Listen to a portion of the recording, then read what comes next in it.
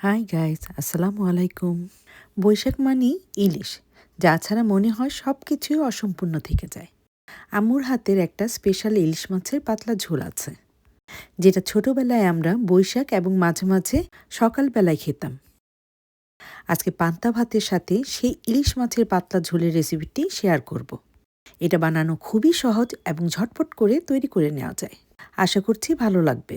ভালো লাগলে অবশ্যই সাবস্ক্রাইব, লাইক এবং কমেন্ট করে পাশেই থাকবেন। প্রথমেই আমি ইলিশ মাছের লেজ, মাথা ও টুকরা নিয়ে নিয়েছি। আপনি আপনার পছন্দ মতো টুকরা নিয়ে এটা রান্না করতে পারেন। প্রথমেই একটি প্যানে দিয়ে দিব কুচি করে রাখা পেঁয়াজ। আমি এখানে আধা কাপ পরিমাণ পেঁয়াজ কুচি ইউজ করেছি। দিয়ে দিলাম 2 থেকে 3টা কাঁচামরিচ, যা আমি মাঝখান থেকে কেটে দিয়েছি। সাথে আরও দিয়ে দিব 3 থেকে 4টা আস্ত কাঁচামরিচ। এতে করে কাঁচামরিচের ঝালটা বের হবে এবং একটা সুন্দর ফ্লেভার পাওয়া যাবে। রসুন বাটা দিয়ে দিব 1 টেবিল স্পুন পরিমাণ। লবণ দিয়ে দিলাম স্বাদ মতো। জিরা গুঁড়া, মরিচ গুঁড়া, হলুদ গুঁড়া সব কিছুই আমি 1 টিস্পুন করে দিয়েছি। এবার পেঁয়াজের সাথে মশলাটা খুব ভালোভাবে মেখে নিব, যাতে করে পেঁয়াজটা নরম হয়ে যায়।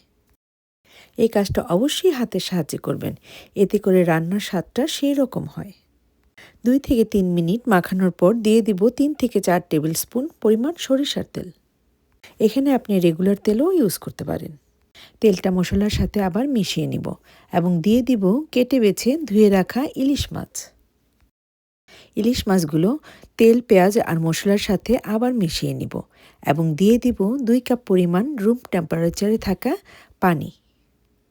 পানিটা এমনভাবে দিবেন আপনি কতটুকু ঝোল চান সেই হিসাব করে পানিটা আন্দাজ করে দিবেন। মাছটা কাঁচা অবস্থায় রান্না করবেন, ভাজতে যাবেন না, তাহলে মাছের যে টেস্টটা আছে তা পাবেন না। আর আপনি কতটুকু মাছ রান্না করবেন সেই অনুযায়ী আপনি আপনার পছন্দ মতো মশলা ইউজ করবেন। এবার চুলাটা অন করে দেব। ইলিশ মাছের পাতলা ঝোল রান্না করতে মাত্র 10 মিনিট সময় লাগে। চুলার হিটটা মিডিয়ামে রেখে ঢাকনা দিয়ে রান্না করব মাত্র 5 মিনিট। 5 মিনিট পর ঢাকনাটা খুলে হালকা হাতে মাছগুলি নেড়ে দেব এবং ঢাকনা ছাড়া রান্না করব আরও 4 থেকে 5 মিনিট। ইলিশ মাছের ঝোলটা ঠিক এই রকম পাতলা থাকবে। যদি আপনারা ঝোলটা আরও ঘন করতে চান তাহলে পেঁয়াজ বাটা ইউজ করতে পারেন। তবে পাতলা ঝোলের যে কী টেস্ট তা বানিয়ে খেলেই বুঝতে পারবেন। কোনো মতেই এই পাতলা ঝোলটা 10 মিনিটের উপর রান্না করতে যাবেন না, তাহলে মাছের সব ঘ্রাণ এবং টেস্ট ঝোলের মাঝে চলে যাবে। তখন ইলিশ মাছটা খেতে আর মজা লাগবে না। চুলাটা বন্ধ করে দিব এবং সামান্য পরিমাণে ধনেপাতা ইউজ করব। এটা সম্পূর্ণই অপশনাল। আমরা সবাই জানি পান্তা ভাত কিভাবে তৈরি করতে হয়। পান্তা মানে ভাত পানির সাথে মিশিয়ে 7 থেকে 8 ঘন্টা সারা রাত ভিজিয়ে রাখাকে বলা হয় পান্তা ভাত। আগেকার মানুষ রাতে বেঁচে যাওয়া ভাতগুলো যেন নষ্ট না হয়ে যায় সেই জন্য পানি দিয়ে রাখত।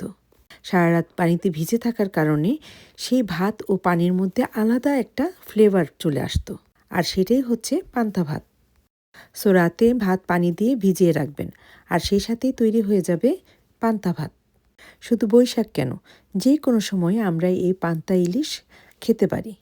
এবার ইলিশ মাছটাকে আমি পান্তা ভাতের সাথে সার্ভ করে নেব। আপনি ইচ্ছা করলে ঠান্ডা ভাতের সাথেও ইউজ করতে পারেন।